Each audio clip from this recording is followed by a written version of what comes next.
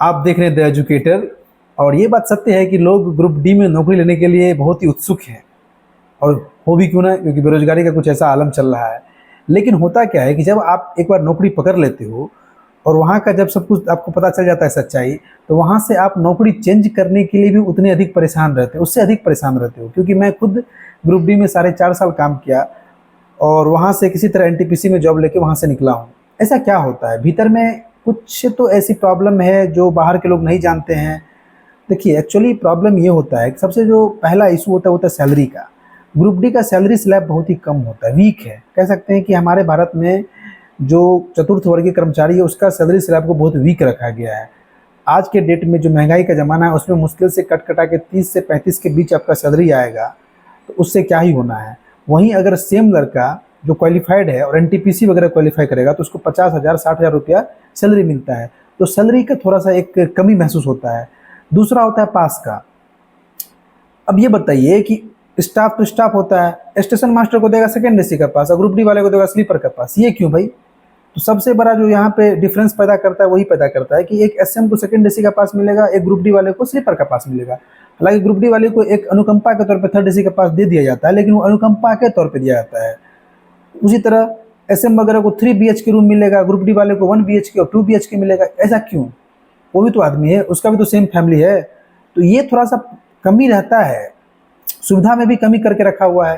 Promotion का देखिए, आप ग्रुप डी में लेवल 1 से ज्वाइन करोगे, आपका जो रिटायरमेंट तक प्रमोशन होगा लेवल 5 या लेवल 6 में होगा। एसएम वगैरह क्या है, एनटीपीसी क्वालिफाई करके जाइएगा तो लेवल 5 लेवल 6 से आप ज्वाइन कीजिएगा, प्रमोट होकर लेवल 9 लेवल 10 तक आप जा सकते हैं। अगर डिपार्टमेंटल एग्जाम देके तो आप ऑफिसर भी बन सकते हैं। तो देखिए कितना डिफरेंस होता है इसमें, मतलब कि प्रमोशन में भी, सुविधा में भी, सैलरी में भी। तीसरा जो सबसे महत्वपूर्ण पॉइंट है, वर्क प्रोफाइल। एक जो एनटीपीसी के थ्रू जाएगा जॉब करने के लिए, उसका एक अलग ही वैल्यू रहता है, अलग ही रुतबा रहता है, अलग ही उसका मतलब मान सम्मान होता है। वहीं ग्रुप डी वाले को एक अलग ही मान सम्मान मिलता है।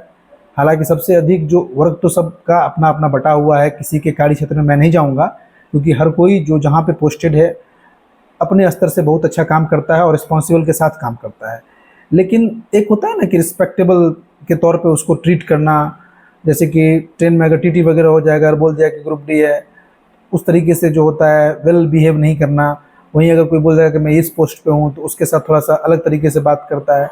तो ये भी एक इम्पोर्टेंट फैक्टर रहता है कि उस वो बंदा जो चाहता है रिस्पेक्ट, वो रिस्पेक्ट वहाँ उसको कोई दे नहीं पा रहा है। और जो सबसे महत्वपूर्ण बात होता है, ट्रांसफ़र का इशू। ट्रांसफ़र का इशू तो हालांकि हर एक जॉब में, हर एक पोस्ट में रेलवे के, अगर आप घर से बहुत दूर भर दिए हो तो आपको इतनी आसानी से ट्रांसफ़र मिलता नहीं है। 5 साल से 10 साल के, इस बार तो नोटिफिकेशन में लिख दिया है कि 5 से 10 के बीच में आपको ट्रांसफ़र मिलेगा, मिनिमम 5 मैक्सिमम 10।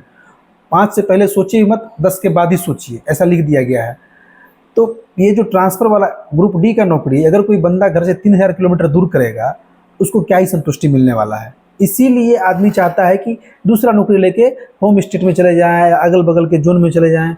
तो वहाँ से निकलने का जो मेन प्रॉब्लम, सच्चाई है ना, ग्रुप डी से भागने का यही सब बात है, और कोई दूसरा बात नहीं है। सैलरी कम मिलना, सुविधा कम देना, प्रमोशन कम, रिस्पेक्ट कम, ट्रांसफ़र वगैरह का तो इशू रहता ही है। आप लोग भी जब ग्रुप डी ज्वाइन कीजिएगा तो यकीन मानिए कि आप लोग के दिमाग में भी यही सब बात आएगी और आप लोग भी वहाँ से भागना चाहोगे। लेकिन खैर, नौकरी सबको मिले ये अच्छी बात है, नौकरी की तैयारी कर रहे हैं, ग्रुप डी हो या कोई भी नौकरी हो। लेकिन मैं यही कहूँगा कि अगर आप लोग पढ़ने लिखने में ठीक ठाक है तो वहाँ से निकलने का जितना जल्द हो कोशिश करें और दूसरी नौकरी लें। जय हिंद। इस वीडियो में इतना ही।